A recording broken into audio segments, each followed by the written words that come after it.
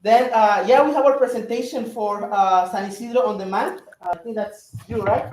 Yes, it is. I know Rudy. Hey, buddy, how are you? I know Rudy. We talked about this about 2 weeks ago. Happy to present with you, but I did do the presentation. How'd you like to do it? We've got it on. Okay, perfect.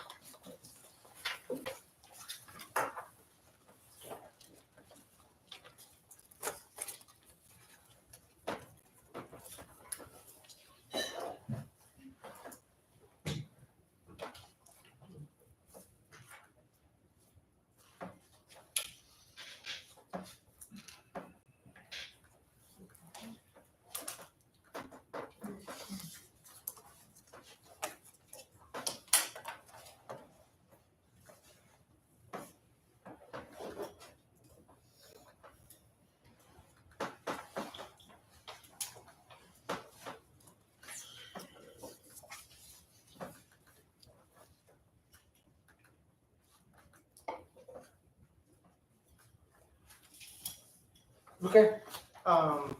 Does this work? Good. Yeah, good.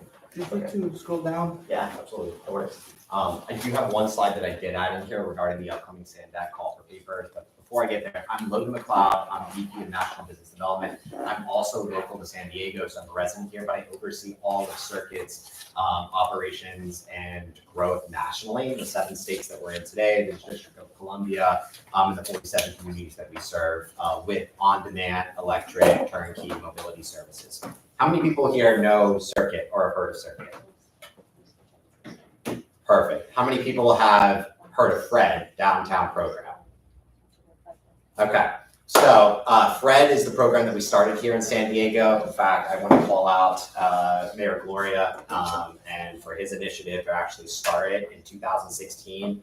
We've been here for 8 years running the downtown program, and since we've grown it to the Chula Vista program that you all might be aware of, it started as a 55 and older senior program. It just transferred because of its success to the entire public. So everyone in Chula Vista, as long as you take a ride within the geofenced area, can receive it now. National City is another program that we just launched actually last year. They're already expanding it. They're adding an additional car. Again, very well received by the community there. The thought process is here, and I'll go through what Circuit is in more details, is to work with San Ysidro to develop a similar type of program that really allows the community to get access to alternative transportation modes. I've heard here today that there's a lot of congestion due to some of the new developments happening. There's air quality issues. So our solution is fully electric. It would allow people to get out of their cars, utilize this solution, get to local businesses faster, which would be economic impact. It would also help people to get to San Ysidro Health for medical access, appointments such as that. The Las Americas for employees to get to and from that location, also to get people to those locations as well for economic impact and spending their money at those dollars and those stores. So again, access and then improve air quality, because if less people are driving, that means less carbon emissions. People are taking this service that's fully electric, it's zero emission. So I think there's a lot of synergy with some of the things that are happening here in San Ysidro. This was a tremendous value for not on the mobility side, but also on the environmental and sustainable impact side as well. Go ahead and scroll down. So we are a turnkey service, meaning that we provide the drivers, the vehicles, the management oversight, the electric infrastructure. We can install that if need be. If there is EV charging infrastructure already here, we'll look to maximize that existing investment. We have an on-demand application. If you've ever taken Lyft and Uber, I would have everybody's hand raised at that point. It's very similar. Basically, if the ride begins and ends within the geofence area within the application, you're able to request it. The ride goes to our employee driver. The employee driver then accepts it and then picks you up and then takes you to wherever, again, your end destination is within that geofence area.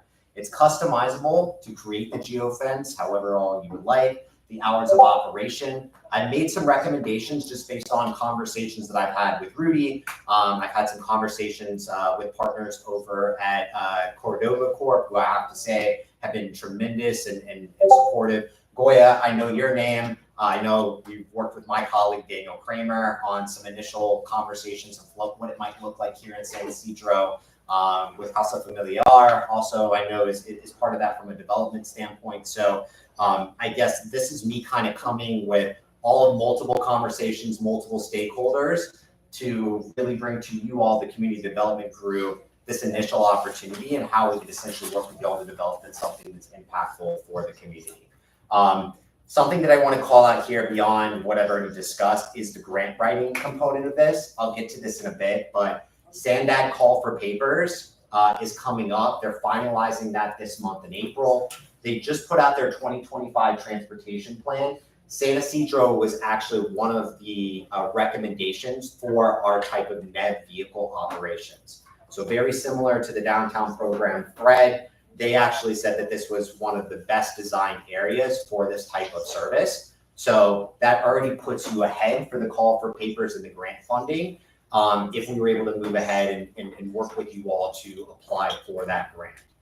Again, I'll go into the details on what that looks like and how we can be supportive in helping the community receive that funding and then do a similar type of program that we've been successful with in the region. Why Circuit? And I talked about this already, but really it's a seamless, safe, reliable service. Our ETAs are below 10 minutes in downtown. So you think about getting a ride quick and easy. That's what we want to plan to bring here as well. Also from a safe and reliable standpoint, I did talk about the employee model. We hire locally. So everyone we would hire for drivers and management would live here in San Ysidro. Ernesto, who lives in Chula Vista, who oversees the region, he would be the operations manager, but this would also be a workforce development opportunity as well. So new job creation for the drivers that we would hire here. And again, like W-2 employee benefits, payments, all of that. Again, local economic impact. So less people idling, crossing the border, or just coming through here to cross the border. This solution would actually allow people more to take the light rail system, the blue line down, and then get off, and then utilize this on-demand solution to stay here, keep the dollars in San Ysidro, quite frankly, go to the community and the businesses there and start, you see an economic impact. On average, in the first 6 months when we develop a program, we see an additional $200,000 to $300,000 in additional economic impact in the community that we serve. That's because people are, again, spending less time trying to find parking, or less time, trying to travel to this location, and then more time using our solution to do multiple stops, retail dining within a downtown area. And I think the most important thing that, again, I see, a lot of commonality with in the conversations that I've just, heard in the public comment period is the improved air quality and sustainability factor. Like, we are literally getting people out of their cars, less single occupancy vehicles, utilizing our solution, and that will translate to an impact to the environment, improving the air quality, and again, less congestion in the streets of San Ysidro. I talked about the application. You download it. Not only would you be able to utilize the solution here, but like I said, we have our operations in Chula Vista. So if somebody's in Chula Vista and wants to then come here, and then they'll be accommodated to the app. It allows more people to come here and really utilize the solution there.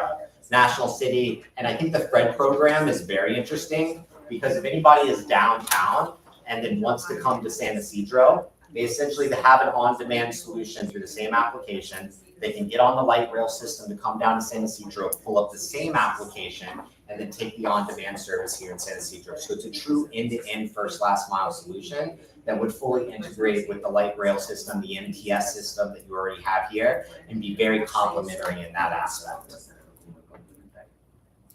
Customer service, if somebody loses something in the vehicle, again, our drivers will be notified. We'll have operations here. They'll be able to pick that up. If anyone has a complaint or someone, again, wants to, say how great the ride was, we record all of that in the application. That information goes back to you all, the program managers, and then you can track and see how many people take the service, where they're getting off, where not, and then again, be able to track that customer service aspect right through the application.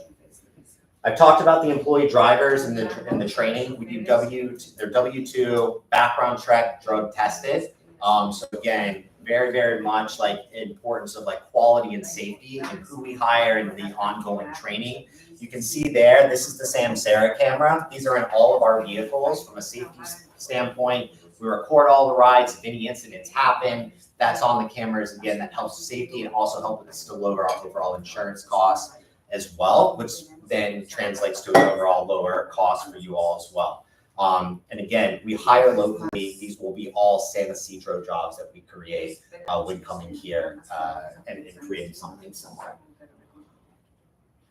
You can see the 96 from Samsara. That is the highest score rating, and Samsara cameras are utilized by many transportation operators. We actually have the highest rating on safety that there is because of that due diligence training, that quality of care that we provide with the drivers. And again, I've talked about, again, the ability to hire locally. Our average tenure of drivers is 21.8 months. I call that out because when we do hire, we don't have to rehire. They love taking the service. They love serving the community. They, love the interaction with the community. And so they stay on because they're paid well and they just really enjoy, performing the services. We engage, right? I'm here locally, but I also have our partnership manager, Mark here. Ernesto's in Chula Vista. So it's not a company from New York. It's not a company from somewhere else who doesn't understand the community, who doesn't live here. You have access to me and everyone else that essentially will ensure that this program works.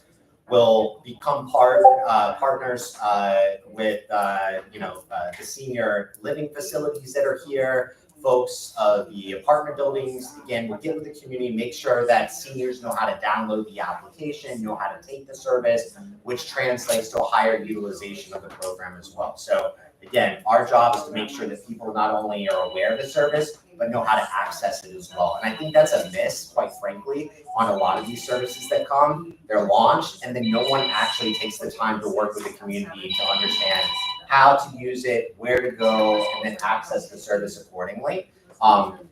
And so that's something that I think is very different that we provide that others don't, that do something similar that we do in the market.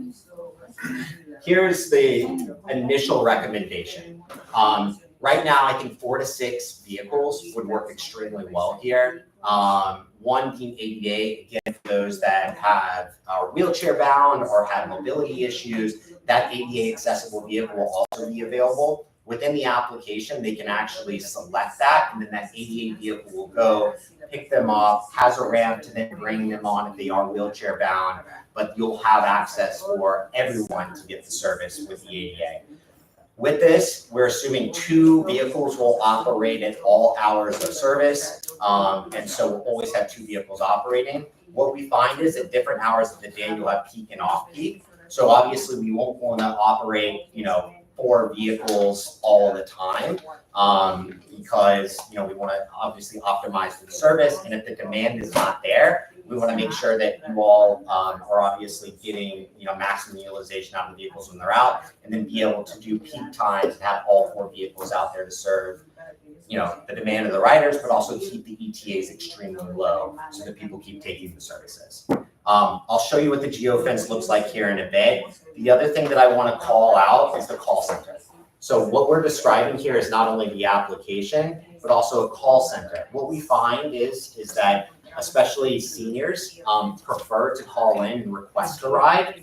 So the recommendation is also to have a call center alongside the application so that people can call in, request a ride, and then they would be able to say, how far away. We have the call center agent there that would say your ride will be there in 2 minutes. You're riding with John. John will come and pick you up, and his vehicle is 7324, right? So again, communication all the time, and then have that other access beyond the application.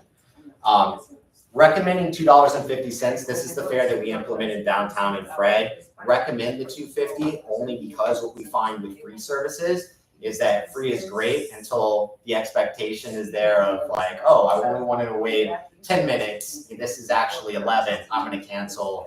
I'm going to no-show. When there's a little bit of skin in the game, what we find is there's less overall no-shows and less overall cancellations, more ride fulfillment.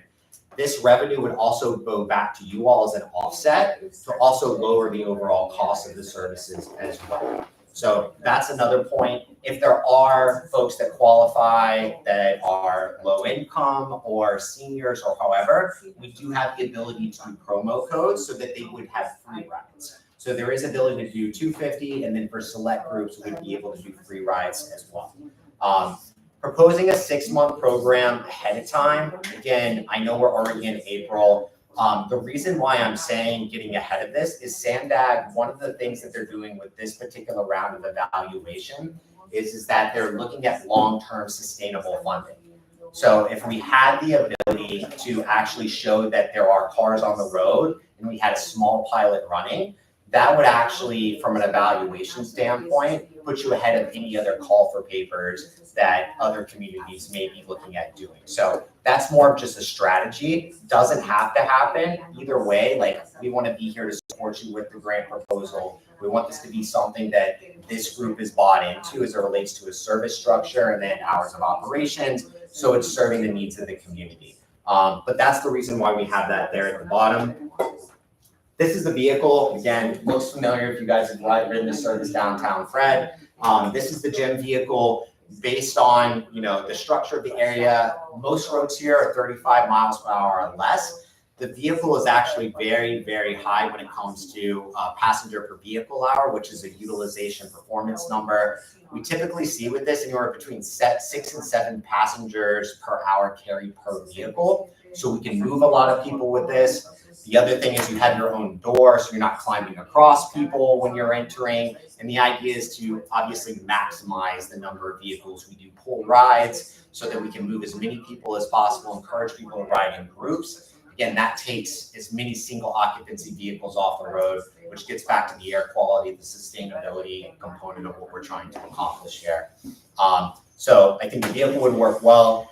The other reason I would say the gym is because we also get the highest advertising rates. So the other thing that we provide is we have a full advertising team. We would get national, regional brands, even work with local businesses if they want to do some wrap and advertising, either on the vehicle or within the application. That's another offset to you. So what we would do is share that revenue back, offset the cost of the services with that and the fares, so that it brings the cost very low and we can extend the runway of having a very long-term program, especially when we're looking to get the funding from Sandag and extend this out multiple years as much as possible. Here it is. Thank you for bearing with me. This is the actual service that I've drawn up as a recommendation. Had spoken with Cordova Group, Jason Wells, and Richard Chavez, also speaking with Rudy. This encompasses San Ysidro Health. It also encompasses Casa Familiar and some of the location, the community center. I think that's very important, some of the developments there. And then also, you all just put a ton of investment in the San Ysidro Library. We want to make sure that we're able to get people back and forth from there and maximize that investment. And Las Americas, I talked about, we want to make sure that not only people are going there and spending money, right, from an economic impact standpoint, but I'm sure there's tons of people here in the community that need to get there for their jobs. This would be a great commute solution as well to be able to get them to those locations. And then, I have obviously kind of, put everything at the bottom. I want to stress here that this is me and a conversation I've had with Rudy and some other conversations that I've had without bringing this to you yet. This is the first draft. If you all have recommendations on what else should be encompassed here or what else should be prioritized, this is kind of the reason for this first initial conversation, to get that feedback on what might be missing, what else should we consider here when it comes to what this service should look like, hours of operations, everything. This is the baseline cost. Again, this kind of comes down with respect to, are you able to provide charging and parking? I've talked to Rudy about this. There are some options, I think, already to be able to do that, which would lower the cost that you see up here. Now, this doesn't include fares. This doesn't include advertising revenue. But I wanted to give you some idea around cost based on hours, days of the week, and then that laddering up to a monthly cost on a per vehicle basis. This will change once we dig in and obviously have a discussion around what this looks like and, looking to get, the SANDAG funding. I did not get to add the slide that I wanted in, which was the SANDAG. So just let me talk about that for a second. SANDAG funding will work up to $1 million. So up to $1 million with 11% match from the local community that is putting in. So 11% match up to $1 million.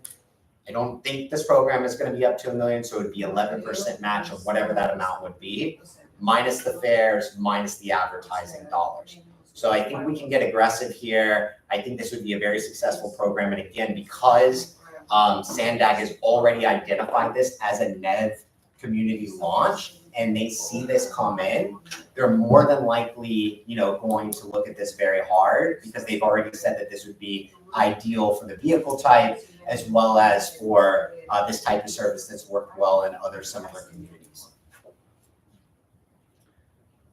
This has changed, but again, the idea was to discuss what an initial pilot might look like with you all.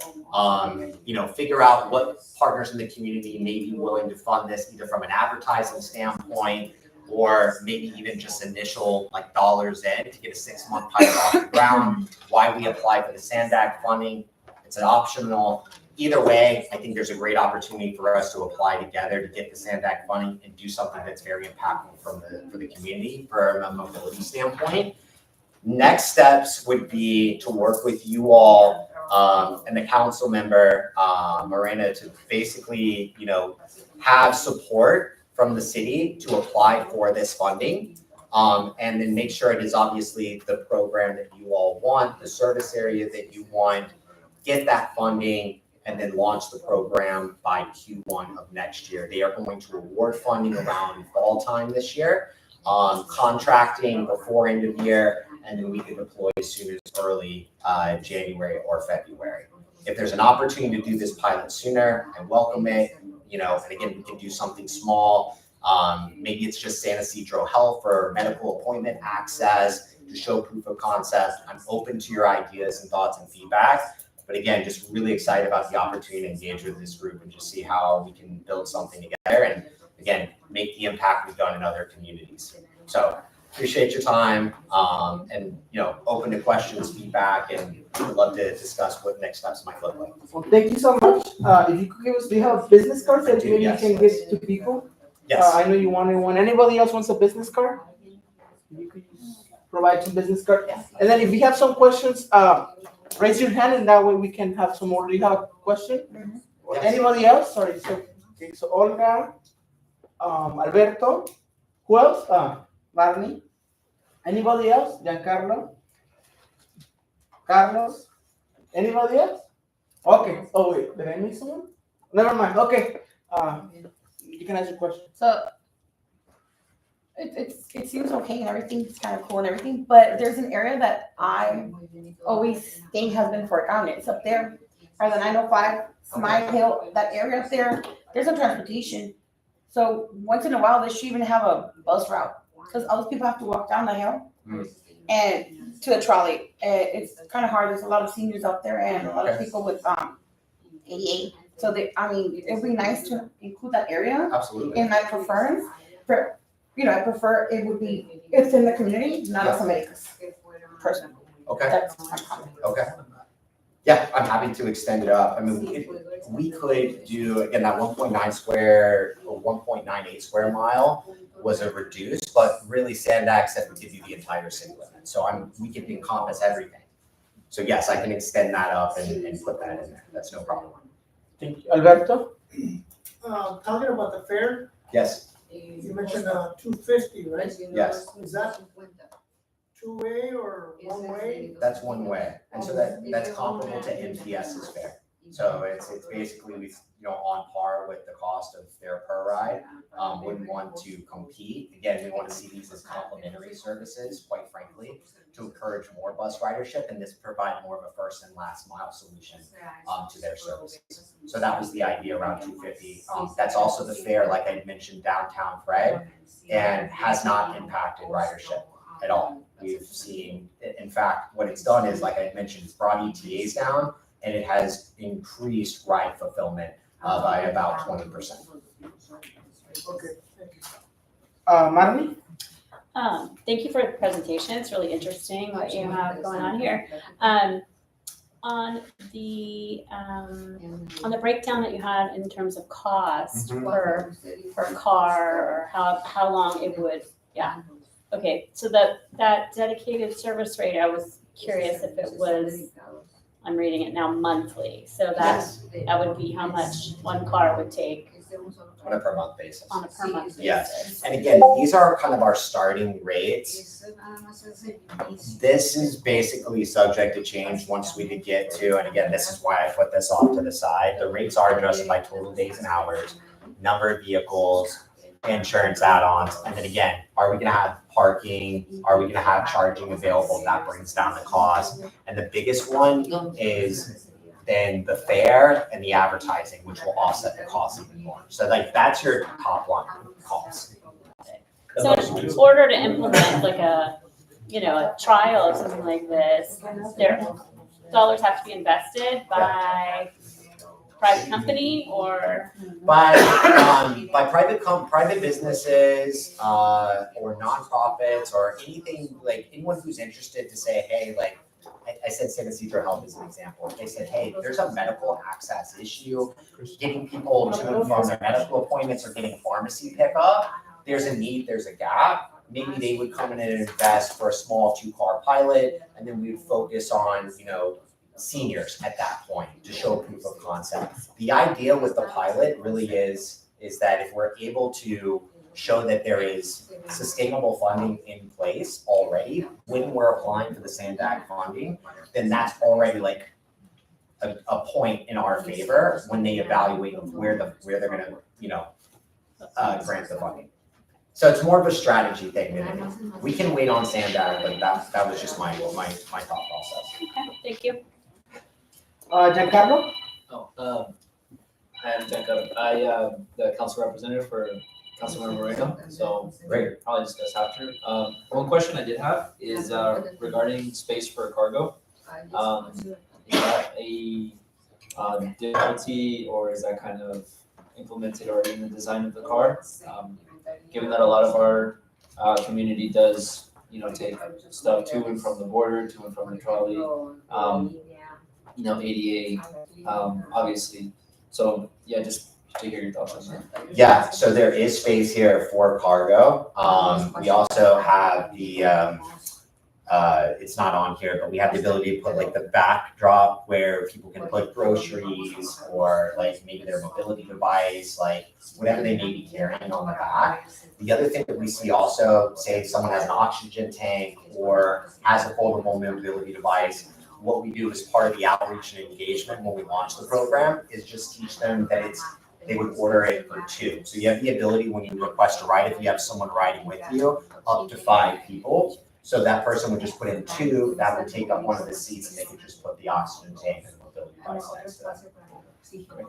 And I'm also just assuming that this car doesn't hit freeways, like it doesn't go on freeways. It does not, no. 35 miles per hour load. Again, this is meant for like short distances, dense populated areas. We do have e-transit vans, sedans, and SUVs that we do have as an example in Chula Vista.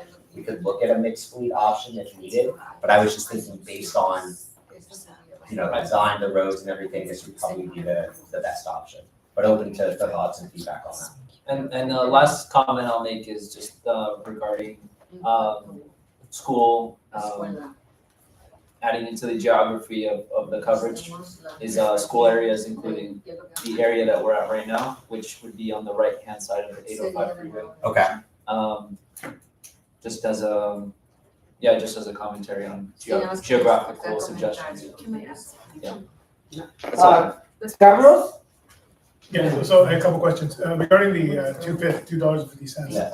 other parts of town, it's probably not a big deal, but here in San Ysidro, might be a little impact on the people. Any consideration on maybe like, if they arrive, reducing their actual ride rate maybe in the future? I mean, that would be something to keep in mind because, this community would be a little bit more impacted with $2.50, even though it doesn't seem like a lot. But just something to consider if there isn't a lot of people riding it. Yeah. And also, the question is, are you guys going to be overseen by MTS at all? Okay, so you guys will go through the permitting process with them? Yes. We do the MTS training and everything like that. We work very closely with them. We do our FRED program. And any pushback from taxis down at the border? Because I know they're pretty impacted with the wildcatters, the illegal transportation of Yeah. individuals down there. Any pushback from the taxi cabs? I wouldn't think so. Are you medallion? What's that? You No. get a medallion. Okay, yeah, that's what I was getting at, if you guys are gonna be. Stanford? So have any of your other pilots have become like self-sufficient, or is the expectation that you're gonna always have to require to get a grant to keep this going after the pilot? So the FRED program is an example, that's all parking meter funding. So we've been operating that for, since 2016, as I had mentioned. And again, advertising revenue that's brought in that's offsetting the cost. And then now the $2.50 also. So that's fully self-sufficient funding. Chula Vista's CMO funding, which is California Mobility Options, or certainly Clean Mobility Options. We are working now with several developers and others to do self-sustaining funding. Oceanside, I think is the best example in the region. We have Visit Oceanside, who actually helps fund the program, a good portion of it. The city helps fund it, and now we have private real estate developers who are actually helping to fund it as well for longer term. What they see it as a value, quite frankly, is that if there is a alternative mobility option within the community that they're going to develop in or have development coming in, then there's an opportunity, for value add.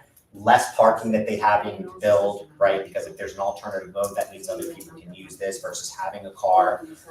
So we see a lot of private developers actually come in and help fund these. So Oceanside's a good example. And then beyond California, to give an example, Bellevue, we started with Visit Bellevue with using hotel tax to start that program. Amazon then came in. Amazon has a headquarters there. They've helped fund the service now for their employees to get back and forth from the light rail station that's there. And then we've also had a big developer come in and help now fund the service as well. That's now a 3-year program after a 1-year pilot, all self-sustaining and funding. And I can name several others, but no, to answer your question, our goal would be to get the grant funding and then actually show where those other dollars would be coming from. And again, it could be through ads, it could be through developments, San Ysidro Health, again, because of that access, or getting people to medical appointments. Obviously, there's a lot of opportunity there. Okay, my second is the priority zones. I would like to see more like the public library, maybe staying too, and any community centers at the same level. Maybe Las Americas, if they want to be there, maybe they put in some money, right?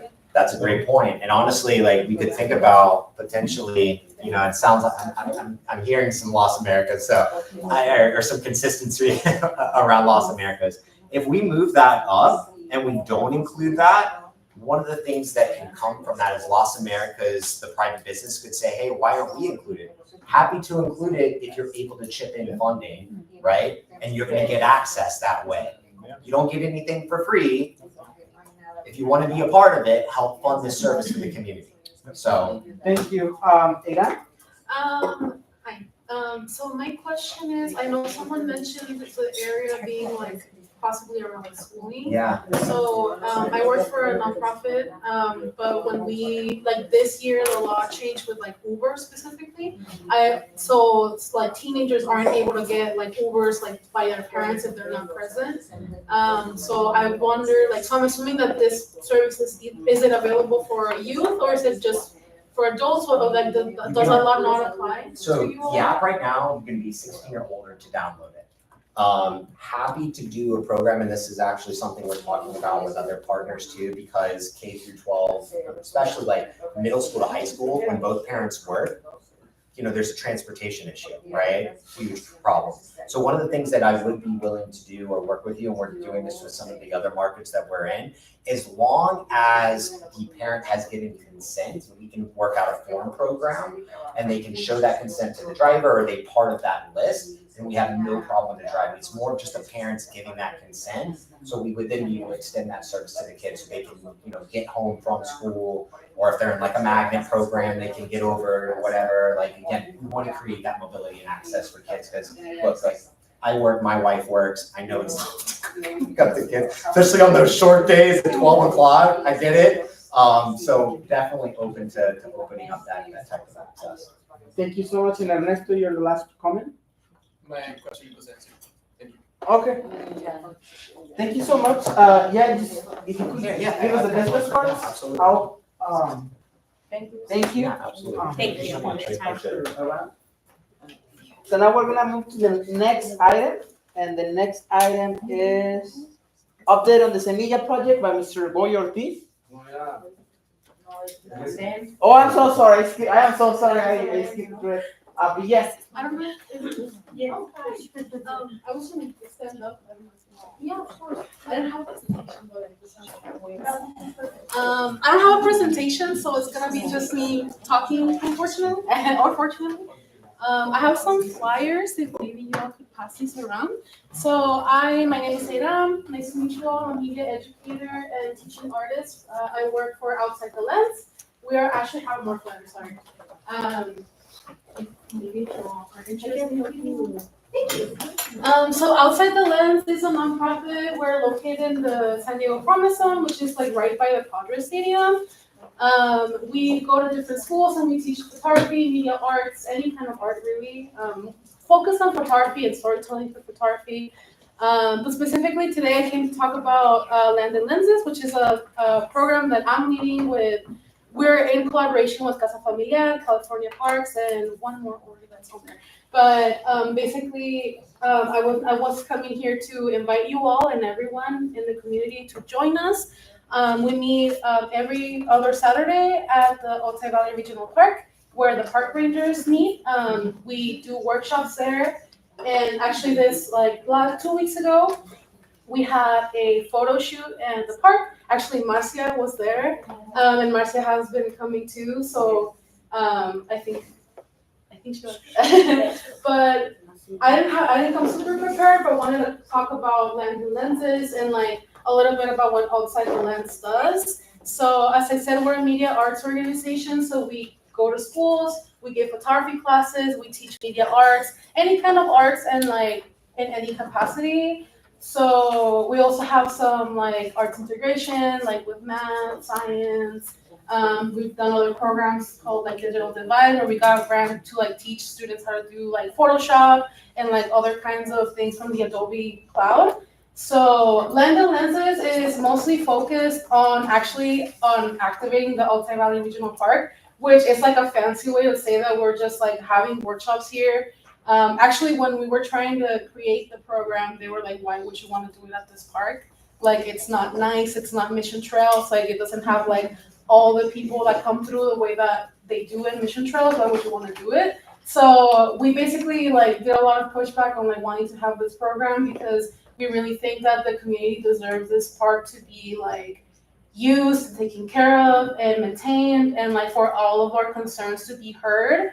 So basically, our program is just a big giving attention to the land that we're in, and trying to bring attention to the issues that the community has in the surrounding areas. We actually have apprentices that are being paid to be a part of this program, plan the program. So the program has been something very new for us. We've never gotten a grant this big to create something so different. So it's been a really incredible experience to have a lot of youth come in with it, literally come in, have meetings with us, and plan the whole curriculum for this program. Has been really, really cool. So another thing that we have, so these programs are all free. We do fee for service, summer camps and stuff like that you can pay for your kids to come to. But we also have free programs that we do at different schools or at our office, one that we have right now that's called Next Gen, which is basically just Outside the Lens opening our facilities. Our office is open for students to come in for free. It's for all youth. I think it's for teens specifically over the age of 12 for Next Gen. So people can come in and use the media labs, Photoshop, learn how to do photography, art, drawing, photo walks, basically like a lot of what we try to teach is based on storytelling and like giving students, the youth, and even some military aligned adults the tools to like do their storytelling and like basically tell their own stories, because like our communities, by telling their own stories, they get the word out on like what we struggle with. So like I grew up in San Ysidro, and like I feel like doing these programs, I realized that we don't get enough San Ysidro people here, and especially for where we are. So it's every other Saturday at the Otay Valley Regional Park, and then when we don't have a Saturday, we have a Tuesday. On this Saturday, we're gonna have it at the Otay Valley Regional Park. If anybody would like to come by themselves with their family, it is open to the public. And you can even like sign in when you get there. If you go, we're gonna have a similar to last time. It's like a 2-part photo shoot where we set up a whole studio where we take portraits. There's actually names of each of the workshops that we did. What else? Yeah, it's open to anybody if you'd like to come. It's been honestly a really wonderful experience and very enjoyable to do. But I mostly, more than anything, wanted to come and take questions, aside from like inviting everyone to just come if you would like. A lot of us also speak Spanish, so language wouldn't be like a big issue. But yeah, I don't know what else to add. I don't know if Elizabeth would like to add anything. Well, hi everyone, my name is Elizabeth Vaca and I work in the Arts and Culture Department at Casa Familia. So we are collaborating with Outside the Lens. It's a San Diego-based nonprofit organization. And yeah, if you happen to know someone, your families, kids, friends, please help us to share and spread the word.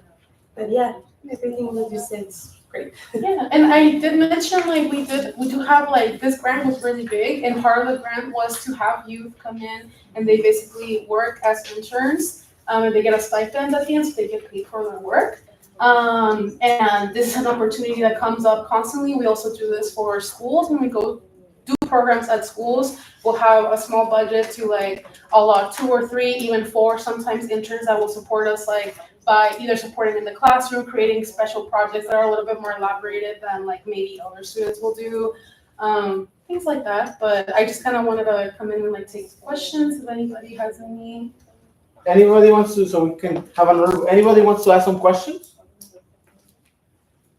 Okay, Please.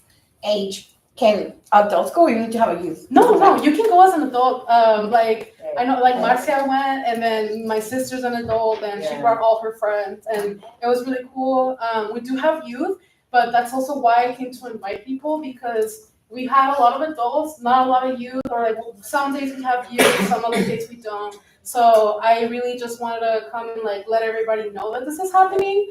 And if you're not able to come because our program is held on Saturdays from 10 to 12, not 4 hours. It's 10 to 12 at the Otay Valley Regional Park, and then on Tuesdays at the Camp Surf YMCA from 4 to 6.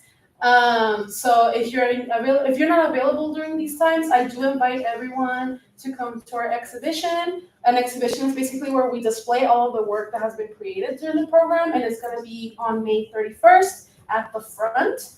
Which is also really exciting to just have to be able to use the space that is the front, which is such a wonderful community space. So I do want to invite everyone, and if anybody has any questions that you think about or you want to get in contact, again, the nonprofit name is Outside the Lens, and my name is Aram. And like, if anybody wants to like get in contact, you can email me at aram@outsidelens.org, or you can come to me and like ask me. Do you have business cards? I don't, but How do you spell Iran?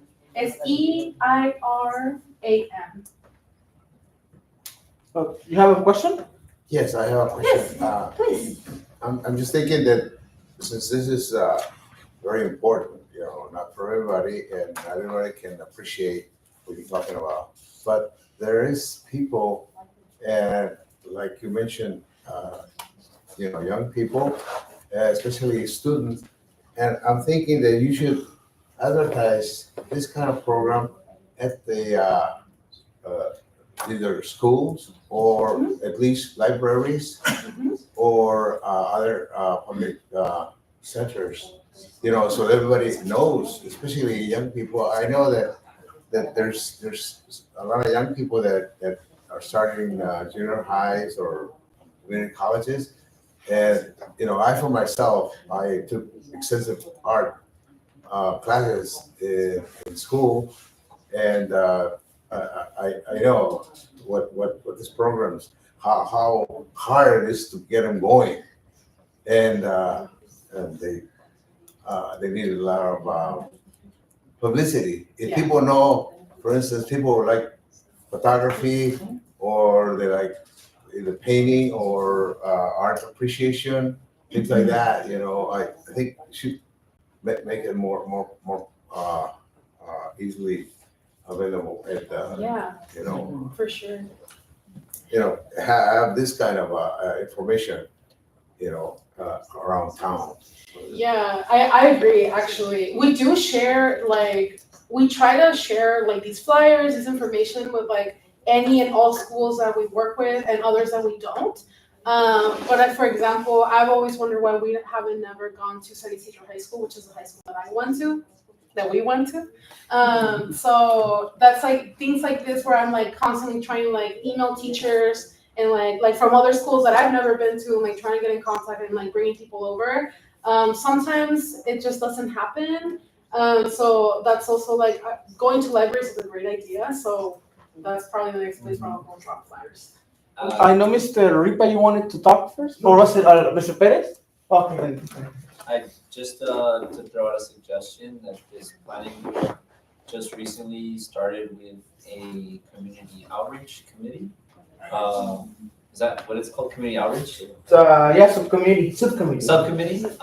So the subcommittee is comprised of some members that are present, and I think that's a good opportunity for you to maybe offer your ideas, and also maybe if you'd be interested, because community outreach is super hard in San Ysidro. Yeah. To just get the information out there is a hurdle. So I'm sure the planning group chair has good sharing that information. Yeah, for sure. Something that I wanted to add is I still keep in contact with the counselors and the teachers at San Ysidro High School. Oh, I don't know if they answer you, but sometimes the bureaucracy can be slow. Yeah. So if you need like a direct connection, I can just literally bring you to them. And That would be great, because I've only talked to Miss Torner and the photography teacher. I don't remember his name right now. Mr. Solomon. Mr. Solomon, yeah. I've only talked to those two contacts, but I was able to contact Mr. Solomon through Instagram, and I don't have Instagram anymore, so it's been hard to like get in contact again. But yeah, like I feel like word of mouth is a very important thing when it comes to community events like this. And yeah, I just want to extend the invitation for everyone, and if anybody has any more questions, please, I am here. Olga? Yes. So my question is the reason why you do the Tijuana River Rally? Yes. Area? Because of The situation. yeah, and I think it's actually very interesting. Like, 'cause I've never been to one of these meetings before, and coming in and hearing other people talk about Emily that was presenting through Google Meet, and someone else that came in and talked about like everything that's going on. We're trying to like basically show everyone that like we care about it, and there should be more done about what's going on with the Otay Valley Regional Park, as well with the water pollution, and we're really trying to like use our resources that we have from this grant to like bring attention to that.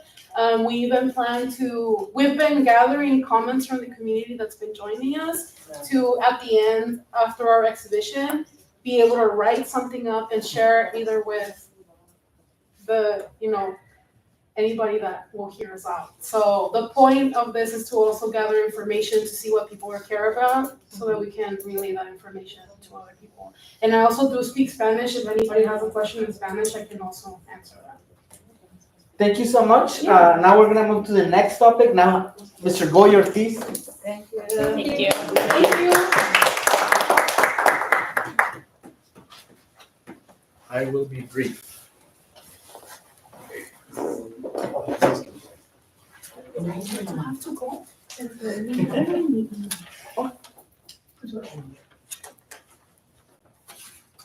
Password. Oh.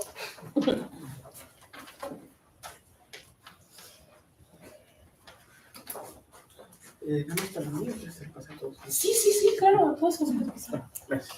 Muchísimas gracias a todos. Gracias. I'm gonna leave these flyers at the back. Do you know if it's .org or .com?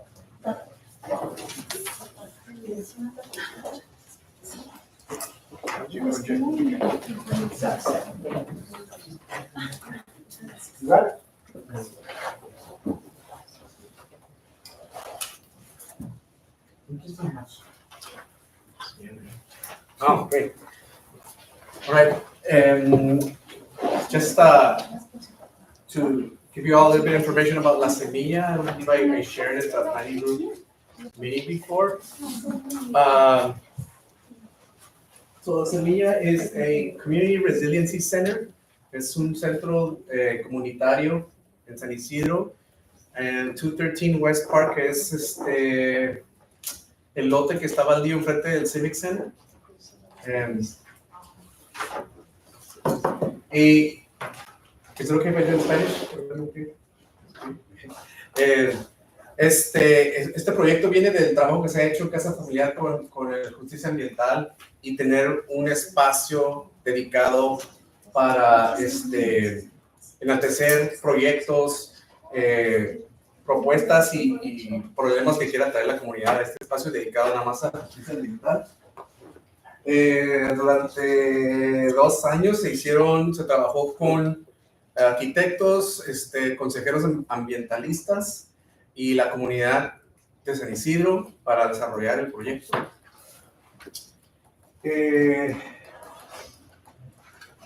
La idea es que sea el tamaño de la comunidad, que no sea algo imponente. El espacio es un lote residencial.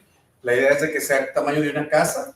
Es un centro comunitario donde se enfoca hacia afuera y tener una garage y una unidad para el caretaker, para la persona que va a estar cuidando la propiedad. Va a estar completamente abierta y va a conectar el callejón de Cypress, Seaward y Park, enfrente del Civic. Cuando se planeó la idea o la propuesta del EJ, al mismo tiempo el Estado estaba empujando una campaña de cambio climático en las comunidades de más impacto como San Isidro. Y se hizo un grant estatal se llama Community Resilience, Centros de Resiliencia Comunitaria. Y Casa aplicó. En esa aplicación cambió un poco, alteró un poco el programa porque a lo mejor, pero para algo mejor, porque así se tuvieron que hacer alianzas más regionales, no nada más Casa EJ, sino estrategia un poco más comprensiva. Lo que eso involucra es que tenemos, va a haber aquí casas del propietario de la propiedad, pero hay una colaboración con varias otras instituciones, desde el Planning Group, el CLT, Land Trust Group, la banda de Kumeyaay de San Pascual, Wild Willow Farm, que ya no es Wild Willow Farm, pero es parte del San Diego Conservancy. Peninsula Bikes, si no conocen, Peninsula Bikes es la tienda de bicicletas local aquí en San Isidro. Environmental Health Coalition, que hace trabajo en todo San Diego, más bien en el sur de San Diego. La oficina de emergencia de San Diego y la oficina de transporte de San Diego. Más como consejeros. Pero lo que eso abrió es de que este grant que se ganó el año pasado fue una competencia de 72 centros y La Semilla fue uno de 9 que se ganó el grant, que va a fundar no solo la construcción del proyecto, sino la programación por 3 años. Va a haber un programa aquí por 3 años. Cada una de estas instituciones va a traer programas aquí, va a haber cosas sobre entender un poco sobre la cultura Kumeyaay, va a haber con un enfoque ambiental. Wild Willow Farm va a tener un huerto comunitario y la idea del proyecto es traer no nada más un espacio, pero que sea como un, ¿cómo se dice? Aparador, storefront, para tecnología ambiental que sea accesible para la comunidad, desde solar panels, battery backup, cisternas de agua, las plantas, mencionó Circuit, estamos trabajando con Circuit y con otras agencias de traer el proyecto todo lo que él platicó, pero aquí se estarían 2 carros, aquí se cargarían 2 carros.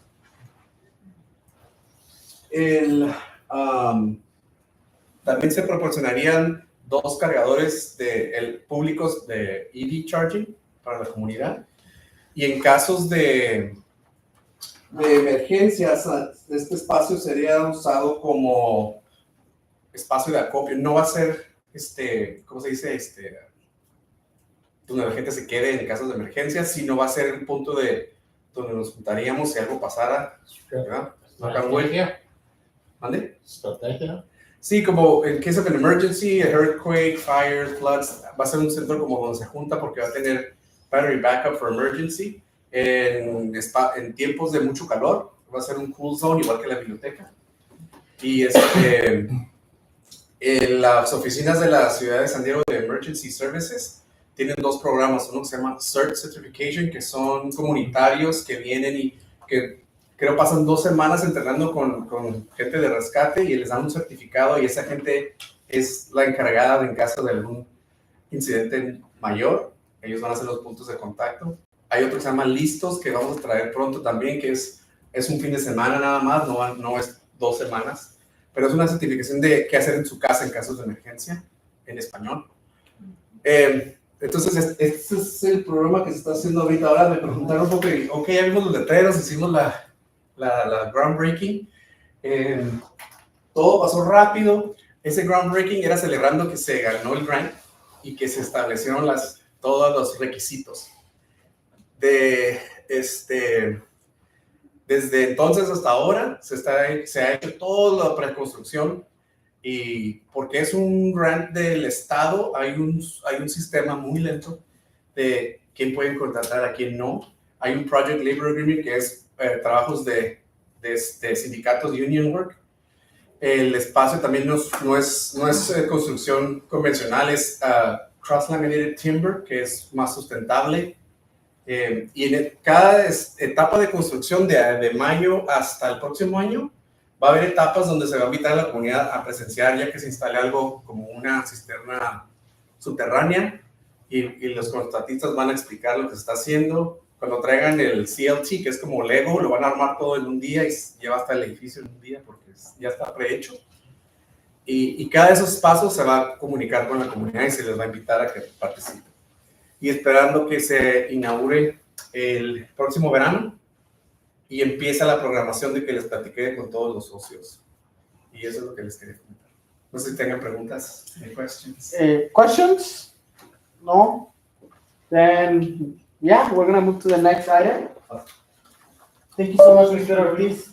Yeah. It's funny we presented on the same day. I know. I was like, what did you see? So now the next item is Mr. Jason Wells has been absent for a while. I tried reaching out to him. I haven't heard from him.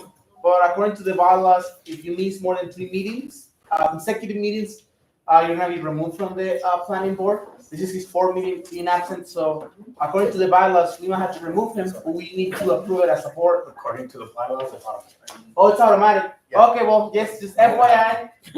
Yeah, he's been kicked out. Yeah. Anyways, now we need to appoint someone new. I don't know if anyone in the public would like to join. We can, if anybody in the public would like to nominate themselves, or if anybody here would like to nominate someone else. I want to nominate Jose Luis Perez. He was here. He's been here. We had a little emergency and he just left. Is there anybody else that would like to nominate someone, or you can nominate yourself too?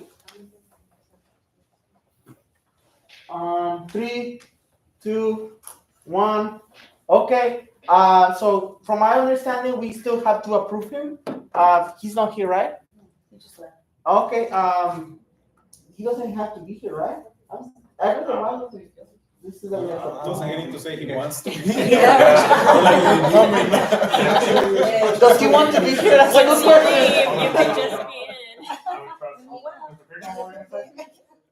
Actually, you're supposed to put it on an agenda for the next meeting. Oh, So that the entire community has an opportunity to consider whether or not they would like to That would be a nominate. good idea. nominate. so And him. we, I guess, I motion to put it on the agenda, for a call for a new volunteer. Do we approve?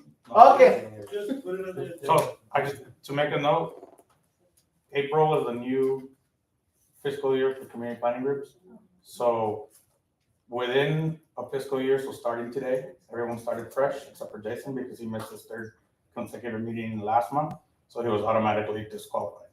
So if you miss 3 in a row or 4 in one fiscal year, it's an automatic, you're on. So today, everyone started fresh, except for him. Included Lourdes. Huh? Well, she Consecutive. But today is a different one. The different So ya fiscal year. empezó. So yeah, so she has 1. Thank you. So now we're gonna go to, members of the public. Mr. Freeman, I know you wanted to share something. Sure. My name is Michael Friedman.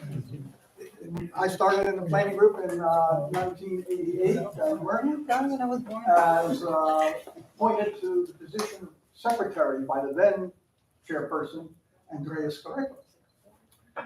And I've served up until December of 2024. Wow. In my activities in the planning group, among many other things, I served as secretary, treasurer, vice chairman, and chairman over several terms, actually. Since I've retired now from the planning group, I thought it was a learning curve for me to learn what to do in a meeting like this and with dealing with the city and the regulations and policies and so forth. And I thought maybe the materials that I have collected and used for training over that period of time might be useful for your new chairman, Mr. Fuentes. So I brought it all in here to donate to Mr. Fuentes. Some fun things. How about this one? Wouldn't you love that? All that stuff? Look at that. Look at that. It's worse than going to a university. This is Robert's Rules of Order. Thank you so much, Mr. You better read it Now, one day. wait a minute. Why study all that when there's a shorthand version?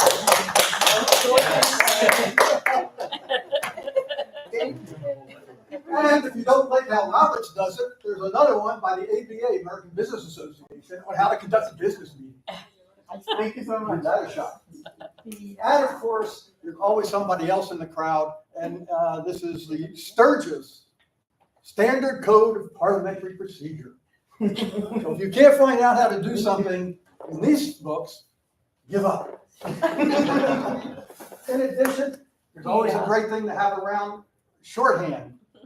Here's the chief purposes of motions out of Robert's Rules of Order, shorthand, as well as the various kinds of motions. Thank you so much. And how about the Brown Act? The city requires you follow the Brown Act. Here's a list of the Brown Act sections that apply to planning groups. If you're still in doubt about, you need something to carry around easily, you can have this nice little clip sheet of Robert's Rules of Order in the short form. Thank you so much. And this one I left, I'll leave with you. This is the San Ysidro Impact Fee Study, which I think this was started in 2017. A list of projects and so forth that the planning group has recommended to the city of San Diego. Hopefully, they're still in line. I don't know if you have that. Okay, now you're going to have a committee, a community outreach committee, right? Yes. Try and get people involved. Here's a list of members. One of the original lists. I can't read. This is about 300 plus members. That was one of our. I don't know how many people here are still here, but still. And here's a more recent list from 2019, I think it is, of people who signed up as members. So you can get a head start on contacting people. And I wish you a lot of luck. Thank you so much.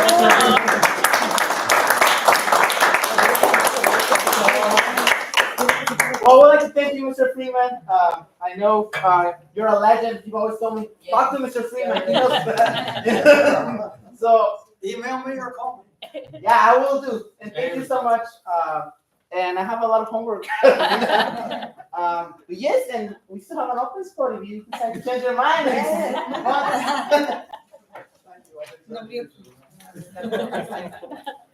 Well, anyways, I know we are a little like waiting here for a while, so now we're gonna move to elected officials. Mr. Carlos Lacara. Yes, I'll be real quick. And Mr. Freeman didn't mention that he's actually part of the Captain's Advisory Board at Southern Division.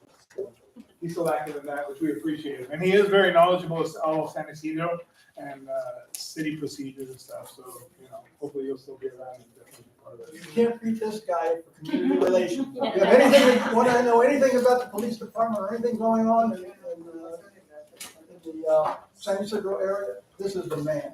He's retiring. Until December Yeah. 23rd. Yeah, I'll be retiring. So. But anyways, Carlos Lacara, San Diego Police Department Community Relations. Just a couple things. I know time is short.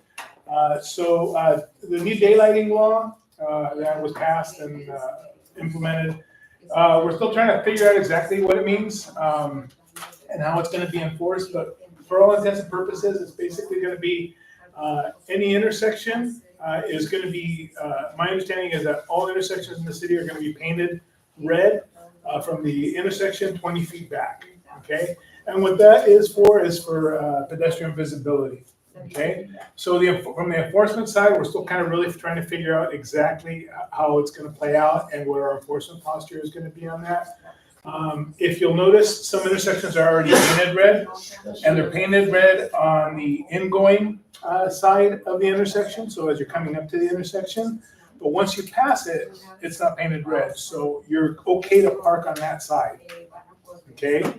Because it's vehicles are going away from the intersection, so it's not a hazard to the pedestrians.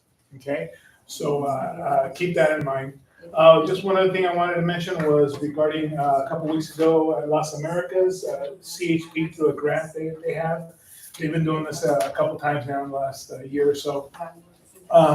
They did a basically blitz down at Las Americas, and within a couple day span of their operation, they made 80 arrests for shoplifting just here at Las Americas. And they're doing it at other malls, and unfortunately, San Diego PD doesn't have the personnel at this point to be able to do operations like that, but we try and participate as much as we can.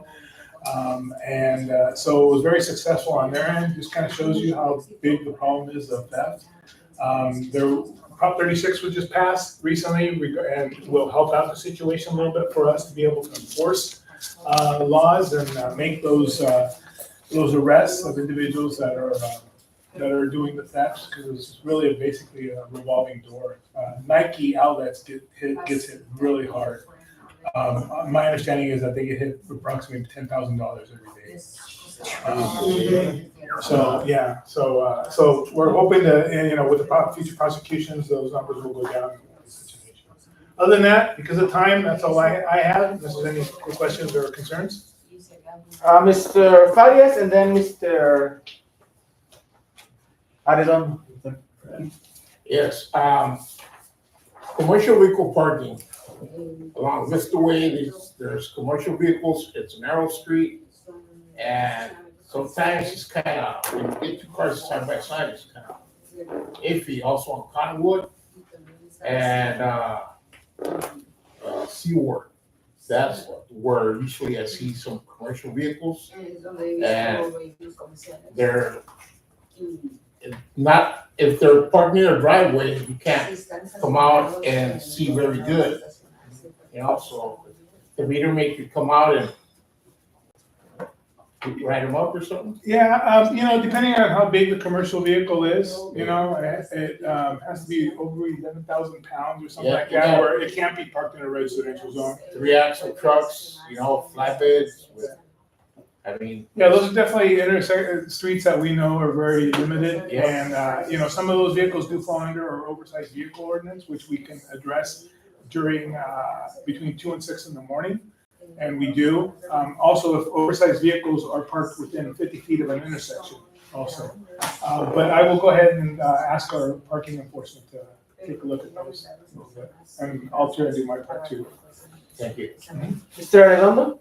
Yes, I had a question regarding the intersection cameras. I wanted to know, I'm curious if they've been approved by the city council finally, or they're still. No, they're out there. I think there's been a little bit issue of getting them all out and up and running. But they are out there. They have helped us on several cases to solve some cases. So they're out there. They're used for a very limited basis, on very high profile, maybe like a homicide, a bank robbery, things like that. But just from day-to-day runnings, we're not accessing those for like misdemeanor crimes. So, but yeah, we have a lot of that are up and running already. Thank you. And I do have one suggestion or comment. I live by Virginia Avenue, and there's a lot of there's always windows being broken. And I don't know if that's something that was in your radar, but if you could just have a look into that. Which Virginia? Virginia Avenue by the between San Ysidro Boulevard and Virginia Avenue. And Border Village. Border Village, yeah. That I live in those houses, and it's always like every day I see new windows being broken. Okay, I'll pass that on to our patrol. Thank you so much. Okay. Anybody else? If not, then we're gonna move to the next topic. So the next person, which is Mr. Giancarlo Lopez. Okay, thank you. I have a few copies of the report, maybe like 8 or 9. So I'll just pass out a few here. You can all share some.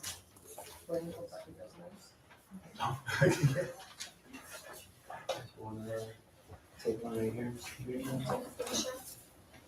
Okay, picture. I added some QR codes to make the links easier for everybody. So instead of having to type everything, you can just scan the links with the QR code. So I hope that helps everybody. So yeah, number 1, Sandag is planning a future rapid bus route through the communities of San Ysidro, Chula Vista, National City, Barrio Logan, and downtown. This is being spearheaded again by Sandag. And there's a survey that is being out in the internet that you can access between now and May 14th. So I just want to again put into everybody's radar what happened with the bike lanes. They had public forums, they had surveys, they had all these types of events for people to voice their input. And when it was finally done, what happened? People were unhappy that it went through the ways that they didn't want it to go. So, just trying to be proactive and say if you have high preferences, if you have family members, if there's somebody that you know or yourself that would utilize these services and would like to see stops that are along your corridor, that is the purpose of this survey. So I encourage you to use it. The second thing is kind of a repeat from what Casa Familia was saying. There is an online application form for the Tijuana River Valley's air purifier program, which has been out for a few months. It is super easy. You literally just need to fill in all your data, like your personal cell phone, all those types of stuff, and have a copy of a proof of residence, like a phone bill. So super easy. Number 3 is nearby, across the freeway. There is a facility improvements underway at the Colonel Irving Solomon Activity Center. Also, if you don't know where it is, it's by La Mirada Elementary, which is an area that they'll probably want on that map. They are currently redoing the playground equipment. They are adding in a basketball court. They are doing infrastructure changes within the center. So yeah, that's going well. The 4th point is that the state of California offers a low-cost automobile insurance program that was established by the legislature in 1999. This is a low-cost auto insurance program that is state-sponsored and is applicable to anybody, regardless of residency status. And it is essentially just a way that the state of California is making insurance for cars more more accessible. So if you are, or you know, somebody that is looking for cheap car insurance, I know that pricing costs are always an issue. This is a way to do that. Again, everything that you see can be scanned with a QR code.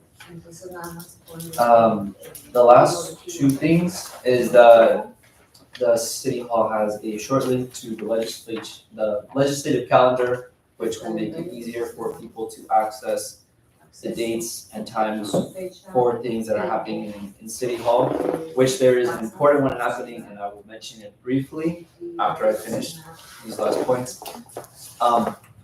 If you scan the QR code, right there, you can easily bookmark it to your laptop or to your phone and see when the next meetings are happening at City Hall so that your voice can be there, either virtually or in person. The last thing is that the U.S. Senator Alex Padilla has secured a commitment from the incoming administration's nominee for Assistant Administrator for the Office of Water at the EPA, Jessica Kramer, to help address the ongoing Tijuana River transboundary pollution crisis.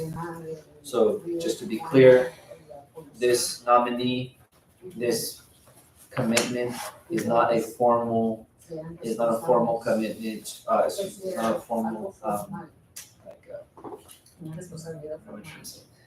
they're not giving money formally, but as with every new administration with their cabinet, there's always new people that are placed into those cabinets, and getting the notice, getting our problems at their eyes is important for things to be moving along. So if you would like to have more information about what this means, you can reach out to Senator Alex Padilla.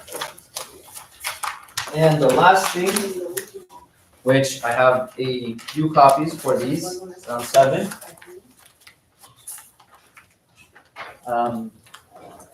As we all know, Measure B passed a few months ago, a few years ago in 2022, which essentially allowed for the city to impose fees for trash and recycling. So remember, this was a thing that everybody was discussing. It's very important for us, it's important for me. So I brought a few copies of a report from the independent budget analyst. This is a department within the city of San Diego that gives recommendation and reports on different action items within the city.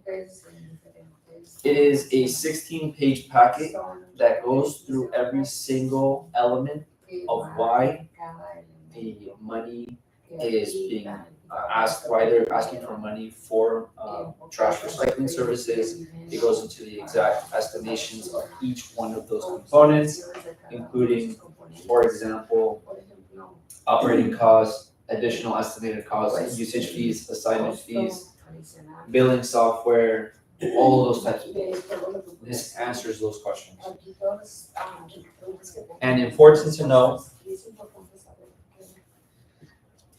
on April 14th, the city is going to have a hearing where they will be discussing the limits for the rates. So on Monday, they're gonna take input from community members on what is the limit that we want to set for the charges that we're gonna be giving to the constituents, which will then go to the next hearing, which is if I'm not mistaken, it's July, but I'll double check that for you. Oh, excuse me, June. So it's gonna be presented on April 14th, and this will again set the limits for how much the rates they can charge. That will then go to June 9th. So this is like a preliminary hearing that is very important because again, it affects us very much. So if any of you would like to know what days, how to access that Zoom, luckily for you, there's a QR code that has the legislative calendar on that, and you're welcome to read a copy of these, which goes into all your questions. And if you have questions, you want to discuss it with me, I'm happy to hop on a call and we will discuss. So that's all I have. Any questions? Yeah, you have a copy. I have a few copies. Mr. Lacarra, you have a copy? When is the date, final date for the community to be able to protest the rates? And is that still, or you know? Because my understanding is that they could protest it and potentially stop the increase. I believe that's correct. No, I mean, if you have it. Yeah, I'm not sure, but it is. I'll look it up. Yeah. You were supposed to have a meeting, right, about that prior to that meeting? To, last time the gentleman from the waste was here, saying that, they were gonna have a meeting, so all people could go and put the vote in for, so they won't go through it, the final process. Yes, if I'm not mistaken, that is what they had stated. I think this is a preliminary hearing, so I'm not speaking on behalf of them, I'm just saying maybe what they were thinking, that this isn't the final say, because like Mr. Nakata said, residents can still protest it and kill it. So, yeah, I hope that answers your question. I have one extra copy if anybody. Also, if anybody really wants another one, I have my personal copy. Any other questions? If not, thank you so much, Mr. Lopez. Now we're gonna go with Mr. Castañeda. And we have a dumpster drop off on the 26th. Where? Mr. Castañeda? That's right. Where's the drop off?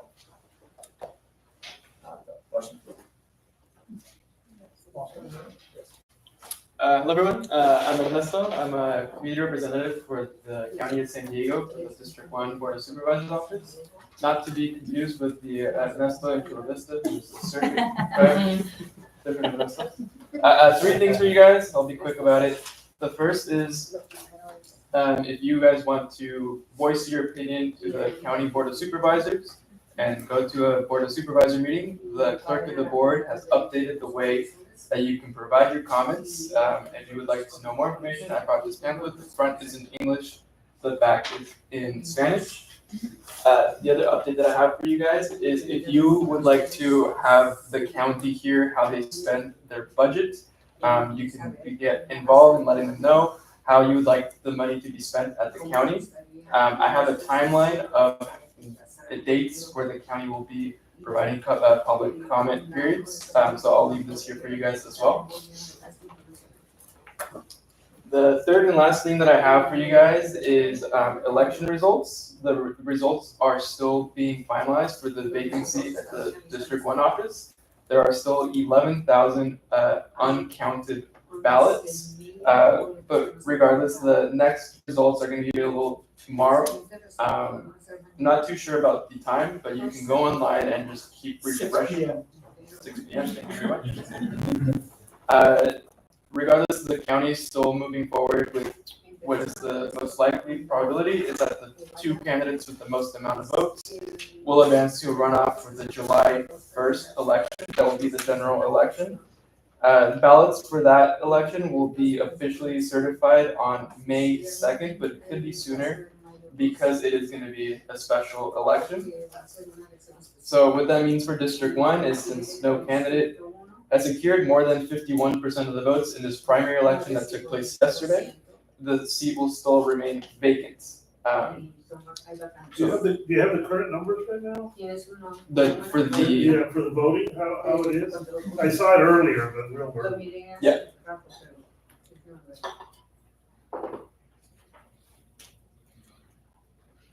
I think 43% was the mayor of Chula Vista. That is still correct. 33% from. Is that still the same? Yeah, currently it is 43% to Don McCann with 24,901 votes. And then second is for Paloma Aguirre with 31% of the votes with 18,070 votes. So as of now, those two candidates will go on a head-to-head general race for the July 1st election. Thank you. Yeah, any questions? Can I still go to the meetings you guys have and talk about the Tijuana River Valley, even though there's like no one there? Yeah. Because that's really concerning to me, my family, and the whole community. I can still go and. Yeah, of course. Okay. Yeah, I'm not gonna stop that's at the that. best way to have your voice heard, despite not having a supervisor at the county level. It's for the public to give those concerns. I know Supervisor Montgomery was trying to delay the budget, so I guess the district one representative could be there. Do you happen to have any update if they approve the budget without a district one representative, or are they extending the budget? Yeah, so from what my understanding from the vote today for the budget is that they're still gonna continue with it, and then they can adjust after the next supervisor is there.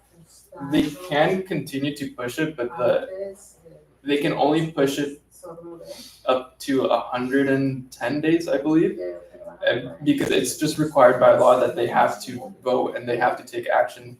They can't just keep pushing things. So they can keep pushing it, but I think that they approved it with the caveat that the next supervisor can make some tweaks to it. Thank you. Any other questions? If not, thank you so much, Mr. Castañeda. Now we're gonna move to, Steve Padilla's office was here, but they had to leave. I don't know if they had any updates. Ms. Barba did left some, updates. I will be very quick from the office of David Alvarez. Basically, there will be, State Parks will be hosting a public meeting on Thursday, April 17 at 5:30 at the Tijuana Story Training Center, 301 Caspian Way, Imperial Beach, to share updates and receive input on the project. You may also attend virtually. Assembly Bill 652, the San Diego Air Pollution Control District Amendment passed the Assembly Natural Resource Committee. The bill now moves to the Assembly floor for consideration. Assembly Bill 652 aims to address operational inefficiencies with the San Diego County Air Pollution Control District by providing a framework for the appointment of qualified alternate members to the governing board. This bill permits each appointed authority to designate alternates who can serve, vote, and receive compensation in the absence or disqualification of regular members. Finally, we have Assembly Bill 76, SLA cleanup for students and faculty housing in Chula Vista, passed the Assembly Local Governance Committee. The bill now moves to the Housing and Community Development Committee for future consideration. AB 76 aims to facilitate development of housing within the University Innovation District in Chula Vista. The bill amends an existing exemption under the Surplus Land Act, SLA, specifically for Chula Vista, enabled to allocate housing for students, faculty, and university employees. This supports Chula Vista's long-term goal of establishing a university in South County. And if you want to be a supporter, an official supporter of the bill, you can submit a letter, California legislation, .gov/advocates. I will send you the link so you can have access to it. But that's from Mr. Office, the office of David Alvarez. Any other representatives in attendance? If not, we're gonna move the chairman. Just a quick update. I've been going to the CP, the chair planning group meetings. Roxanne and Marcia were there. They are doing some recommendations. We're leading a subcommittee for ADU regulations. Being very honest with you, I'm still learning about all the municipal code, and it's more homework that I have to do. But if you feel very passionate about this topic and you have a recommendation that you want me to add to the group, please let me know and I'll probably follow it.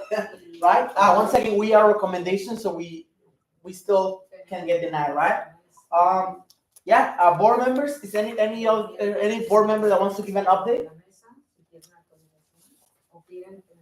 Mr. Ortiz? Just quickly, there's a May 3rd is the Casa fundraiser, the 5K walk, 10K run. If you need more information, let me know. I'll share it. Anybody else? 1, 2, 3. Okay, thank you. And then, so the subcommittee reports. I think I should keep them all, because Okay, you guys are gonna bring it back. Yeah. We don't wanna keep printing. Meeting adjourned? No, we have the subcommittee report. Oh, sorry. I know we want to, but yes, so we established an engagement subcommittee last time. We met, thank you so much for everyone that made it. Roxanne, Marcia, no, sorry, I don't think you made it, but thank you still. Olga, Roxanne, Giancarlo, Ernesto. And we basically came with some ideas. And basically the first one is having a social media presence, either through an Instagram or a Facebook account, where we can easily post the information out there. We decided that a website will be very useful. We're still deciding how we can pay for it, since it requires for us to get a designer. Someone, I think Ms. Palestino was saying that we should get like an intern at San Ysidro High School or a local high school, so we can get involved with students, but also, they can get some experience. I don't know if that's something that you're interested in. The other thing that they said is that that will be very interesting to have a town hall.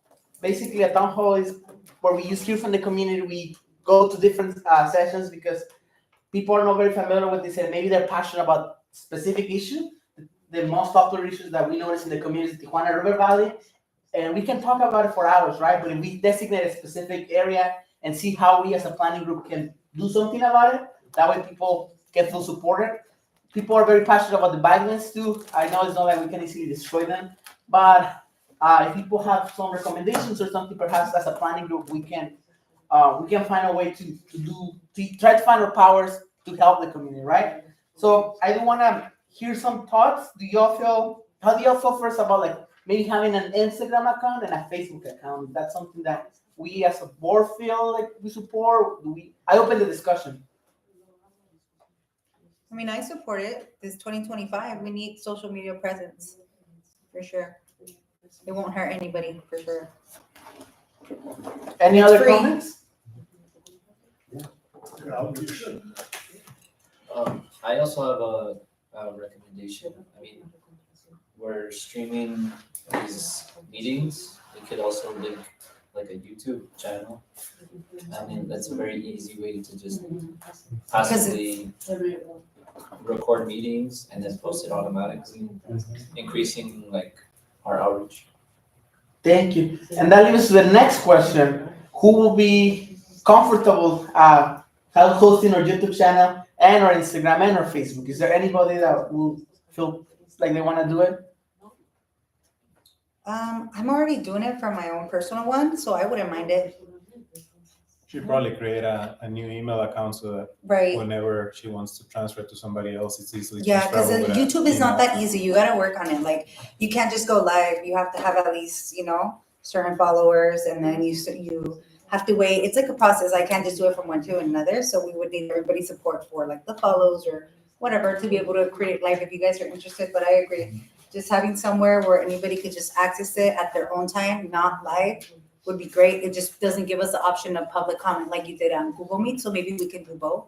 One to keep records and then one for social, because that's a nice access for someone to be able to give a public comment online. I think that's a great idea. So I guess I make a motion. The first motion is I motion to create an Instagram account, a Facebook, and a YouTube account. What? Email account. And an email, yes, an email account. Anybody, if you are in favor, say aye. Aye. If you are against it, say nay. And if you abstain, say abstain. So motion passes. Now the second motion that I do is Roxanne. I motion for Roxanne to be responsible for Instagram, YouTube. YouTube, Instagram, Facebook, and Gmail. Yes, sorry, thank you. Unless somebody else would like to do it, but I motion for Ms. Palestino to be in charge of Instagram, Facebook, and Gmail and YouTube. Anybody says aye? Can I add a comment? Yeah, I would like to add a comment. Sorry, I know that was kind of wordy about, but there was a certain planning group meeting where I did see that somebody having the authority on like a specific topic, whilst there was a different consensus from like the planning group, because that person had like ultimate authority as written in like the bylaw or in that motion, allowed for that individual to go against the decision of the majority, if that makes sense. So the majority had a different idea of how to take the direction of said item, but because ultimate authority was given to that one person, that person decided to take a different direction with that. So I bring that just because when we're saying to authorize Gmail, Instagram, Facebook, all these types of things, it does mean that our public presence is being put in the hands of one person, and I'm not saying Roxanne is gonna have a terrible job, not at all. I'm just saying that regardless of, we're thinking of the future, that if somebody decides to take ultimate authority upon them and go against the consensus, that would be, again, written in the motion or bylaw that's being created right now. So just want to throw that out there. Mrs. Espinosa? Should we sign maybe a consent Consent to what? to be publicly reported? I don't know.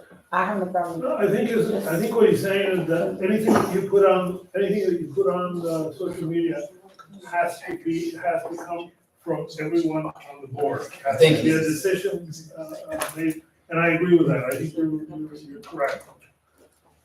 I mean, really for now, it's not like the way I see it is access. You know what I mean? People don't come to the meetings, they don't know about it. Mostly to start off would be agendas, everything that should be open to the public, nothing personal or like, you know what I mean? Yeah, it has to be an opinion of the board, whatever Is put on. is put on social media. Then, Not your opinion, not your personal. Right. Anybody any individual. That's the dangers of the social media. I think then something that I suggest is maybe making a motion that only informational items can be posted, and if we decide to do a resolution, then that can be posted. But aside from that, the motion will be that it will be information. If there is anything that is not informational, it will need to get approved by the board first. It has to be approved. Is that a motion that people like, or does anybody want to amend it? Then I make a motion to make only informational items for the Instagram, Facebook, and YouTube and Gmail accounts. And if there is an opinion that we want to give, we have to make a resolution by the board first. Who approves this? Aye. Any nays? Any abstains? Then motion passes. So now we're gonna have an Instagram. So next meeting you can update us on how that is going. Okay? Okay. Then the second thing, with the website, I guess we're gonna still looking for maybe someone that might be interested in helping with the website. So there's no action item for that. And the third item is regards with the workshop section. I know people have limited capacities too, but people in the subcommittee did wanted to get more involved, especially since being in the planning board, it's an honor to, you're an elected official in some capacity, right? So do y'all feel like, do you want to have maybe events where we do outreach and talk about specific issues, and even though we cannot solve them, direct them to the right sources like workshops? I know that's someone suggested like collaborating Casa Familia. But what I want to bring this to discussion, how do you would like to be engaging as a board? I think these are the I think this is where community, the effort is outreach, bringing the public here, because this is where we create consensus and we reach out to elected officials. So like make a separate one, I think it's like extra labor that is not part of what the planning group is, but outreach is, and I support that. But I think to create a separate kind of events, and we're out here volunteering, and I think that's my opinion. I agree with you. I agree. Yeah. So this is open to the public. Let's bring them in here. Exactly, just like a lot of people say, watch YouTube. If when it goes there, then they can put their comments, and then they're aware when the meetings are going to be, and they can come here or put their whatever they want on the YouTube, and she can read them out or bring them back here and answer their questions. Thank you. You had a comment too? Well, I think we really have to work on the website so everything kind of, connects. But we really need a website. Maybe that girl from Casa Familiar that gave the presentation might be interested, or maybe, we may be able to collaborate or something with the. Also, another comment that we do have a budget of $500 per fiscal year for engagement and outreach. So I'm so to how we can spend it, but I think as a board we have to agree. It's like you spend it, right? We have to make a motion to spend it. I think you would probably obviously have office expenditures like paper or copies or clips or whatever, that should come first, whatever, or like this house that you guys are thinking of opening, those are not free, and so somebody has to, figure out how, what you're spending. So, I mean, it should be within the, we should be able to approve, and it's just where you can spend the money, not just buy a dozen of donuts every time we meet or something like that, but the priorities should be for the, you're running Printing materials. the office. Yeah. So yeah, I just wanted to bring the information that we have the money. None of the money has been spent. The donuts are volunteer based. So thank you, Marcia and Roxana. I don't know if you bought the donuts, but it's been voluntarily. Yeah. But I guess for the next meeting, maybe we can have a discussion of how much money are we spending, paper wise. But I do want to make sure that we use that money because I talked to the chair of the planning department. And we never use that money. So let's use that money. Maybe we can get papers or whatever, but let's just spend that money. Does that make sense? I mean, what about the website? Do you guys agree? Should we make a motion on spending it on the website? Because we're not gonna spend it. Yeah, the website is not 500. No, I know, that's what I'm saying. Nobody wants to do it for free? I mean, No, but the cost of, there's a To maintain monthly it. subscription. And I think there's way more traffic on the social media than on website. Website, like, it's very difficult to get any traffic. Mr. For instance, I'm just thinking of something, like we should recognize, recognizing the work of Mr. Freeman, we should give him something, a plaque or something, that would cost something, and to recognize all this, years of service. Yes. I mean, you can, I would like to, propose that. For instance, if somebody else here, breaks the record of serving the number of years like that, should be, be given something. Like that's 36 years. it's earned. 36? You're talking about. Yeah, Mr. Freeman. Yes, Mr. Freeman. Yeah. So will you want to make a motion? Yes, I'm making that motion, if people approve it, that we should, but formulate something that to present Mr. Freeman with. So you're doing a motion. Do you want to talk about this? I want to talk about it first, because I know there's gonna be needed more money for the website, or so you have to have some money in there. I don't know how much money you get a year, if it's still to 500, so you're gonna have to monthly, gonna have to pay some. For Mr. Freeland, This is not, that money is not an account, okay? You submit a request. for that, It goes through the entire city, just like you're a contractor, it goes through the entire city process to determine whether it's a valid expense.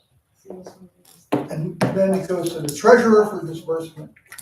okay, So if you're gonna do But we anything, you never better spend allow it. 4 to 6 months. okay. Thank you, Mr. Freeman, for that information. So you gotta find out first how it works. For Mr. Freeland, I appreciate all his time served. I myself, I'll buy the platform. Thank you. But yes, I will move that, I guess, for the next meeting. You just have some brainstorm. I will have some information about how the procedures. But I just wanted to marinate that if you have an idea, maybe bring it to the next meeting. Does that sound like a good plan? Yeah. Okay. We're gonna continue meeting every month. So if I will send you the meeting if you're interested in attending. It's on the fourth Thursday of each month. But yeah, now we're gonna go to item 7. For me, as I mentioned, we're meeting about the ADUs. So if you have a strong opinion, please let me know. But that's from my end, Mr. Ripa. Do you have anything for the Otay Mesa Planning Group? Yeah, I did attend and it's much shorter than these meetings. Much shorter than these meetings. There was a few things that they talked about, opening some of the streets that have been repaved and in and close to the border area. The other thing that was kind of interesting is there was a comment that the truck commercial border crossings are down, and correct me if I'm wrong, they said 70%, is that right? That's 70% due to the tariff issue, so that's pretty bad, for the whole time. And it's gonna be ongoing. I know we're talking about in the months back, it's been going down. 70, and I said 70, 70%. So that's a really high number. And then they only had one action item, and that was, they requested to vacate a portion of a public service easement at 5388 Ocean View Coast Parkway for a proposed commercial development. It's a commercial food strip mall. And that was it. I mean, I don't think anything else. Unrelated, but would it be possible to maybe move the public comments towards the end of the meeting? So that way maybe we can keep better track of time? Yes, I think we, if I'm not mistaken, yeah, we just have to, like do a resolution and we can flip the agenda. Wait, what do you mean, on non-agenda items or? No, like public comments, like we usually do them at the beginning, but we don't know if it's gonna be 1 or it's gonna be 20. And, that takes up a lot of time and we've been getting out of here, like. We only had 6, 7, or Yeah, public comments, 5? Yeah, but it could be like all over the place, like with What big about the people items. that won't stay? We've been here 2 hours. Who's gonna wanna stay 2 hours for public comment? No. Well, if they want to make a public comment, then Yeah. they have to say. I don't think that's. Mr. Yeah, this is just from my experience is that a lot of people will come just for the public comment, just to see other piece and then leave.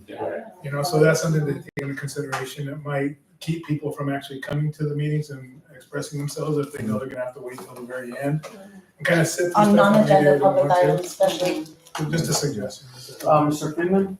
The reason why it appears that at the opening of the meeting is for exactly the same reason that Officer Lecata mentioned, is that it would discourage people if they had to wait till they get through the whole meeting. Some people would leave. We had this experience before because it was at the end of the agenda. And so we chose to put it at the top of the agenda, and you can, as you have already done, limit the amount of time. As it states here, there's a limited amount of time. Something that I know that we can. You never know. Some I agree. days If there'll be we're a lot gonna of people, discourage some people, days then there's no point in it. The fact that people set up like the way you guys did it, now you know how many public comments you might have and you might adjust the time as well. Yes, the bylaw says that if the chair has authority to decide if we want to shorten it to 1 minute.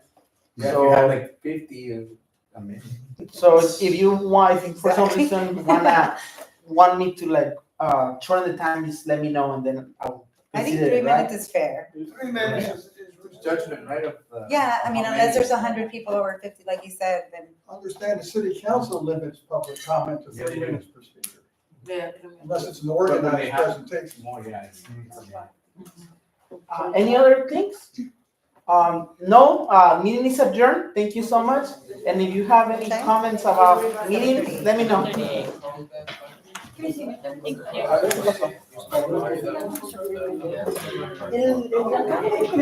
Desde diciembre que van a dar la proclamación.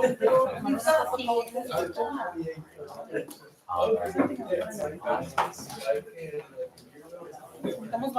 algo. ¿Sabes que acabamos de conseguir un lugar? Un restaurante. ¿Ahorita? Ah.